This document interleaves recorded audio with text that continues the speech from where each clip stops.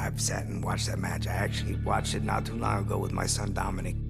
And it's a match that I still learn from. And, you know, it's a match that doesn't get old. I truly believe that if there was no Eddie Guerrero, my career would have gone a different direction. 8 years after our epic Halloween Havoc clash, Eddie and I were on better terms, but still found ourselves unable to resist the friendly competition in WWE. Holding the WWE Tag Team Championships only drove us to wonder who the better man on the team was. We both held victories over the other, but the chance to meet at the Showcase of the Immortals, WrestleMania, was something we couldn't pass up. For the first time ever, two tag team champions would go one-on-one at the grandest stage of them all. We both knew what this match meant to the other, and it's what made it so fun to go out there and try to take the glory for ourselves. With no hard feelings, of course.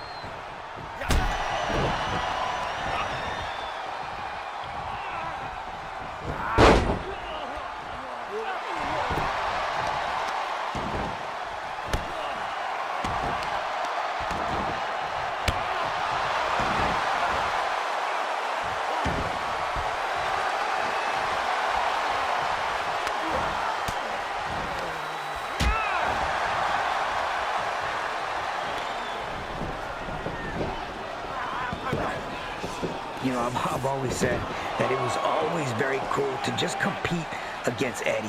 With all the extra personal stuff, Eddie has always had my respect, you know, and a year removed from being WWE champions, everything he did was so flawlessly executed, like to the T.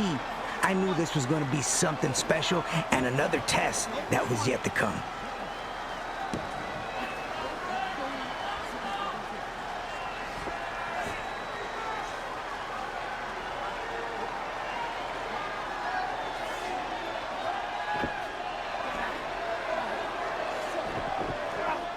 Just when you start feeling comfortable, things get out of control and no longer technical. Now, that was Eddie. Eddie made you feel so comfortable, and once you least expected it, there you go, over the top rope. He'd take you out of your comfort zone. I take this back to Halloween Havoc. I try to get fancy with him. He pulled me off the apron immediately. So this time, I made sure I ended up on top in the ring when I wanted to show off for a quick second. Live and learn, correct?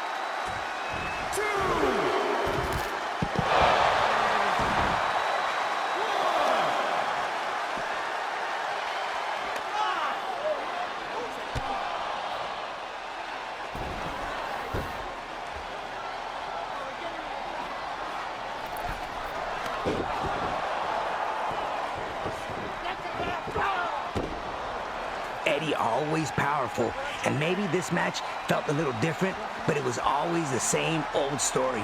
Eddie always had an answer for everything. I should have seen that elbow coming, though. He caught me pretty good.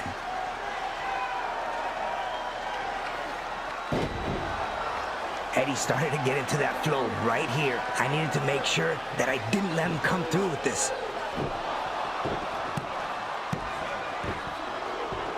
No, I figured reversing the Three Amigos would shake him off for a second.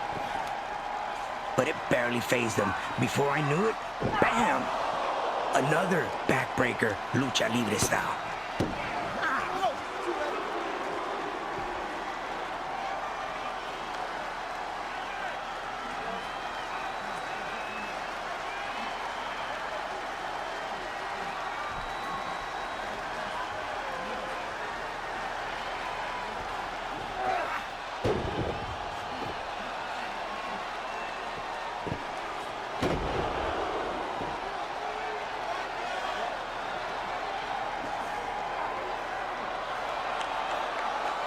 I honestly thought that escaping the Three Amigos for a second was my chance. When I managed to whip Eddie into the ropes, I saw the opening and I took it like anyone else would. But again, always Eddie, he knew and had incredible ring awareness. Another backbreaker. I was really wondering if this was just not gonna be my night.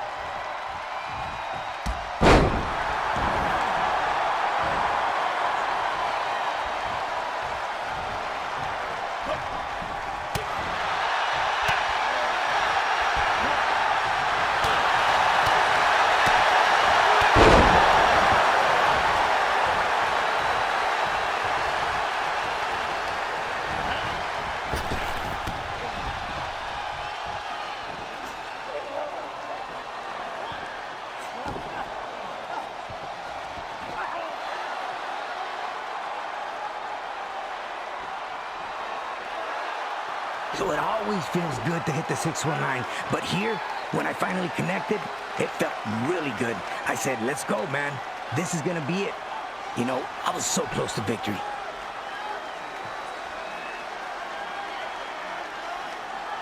I'm ready for the springboard. I jump off the hook for the Rana, and what do you know? Eddie catches me with that powerbomb again. Just brought flashbacks. I've already been here. I knew what this was all about. So again, kick off on instinct, purely. At this time, your mind is doubting, and you have to make sure that you stay on track and you finish the task at hand. But then, for the first time in the whole match, I knew exactly what was coming. Eddie went for the backbreaker one more time, which he already done before, and I made him pay with the perfect Huracarana, my signature move. From feeling hopeless to beyond words that I won. I competed against Eddie so many times. He'd won, I'd win, But I swear that at WrestleMania 21, I faced the best version of Eddie Guerrero, the man. There's a small part of me that still can't believe I pulled it out. I was actually shocked. He was just on a different level that night. What a win that was for me. Historical.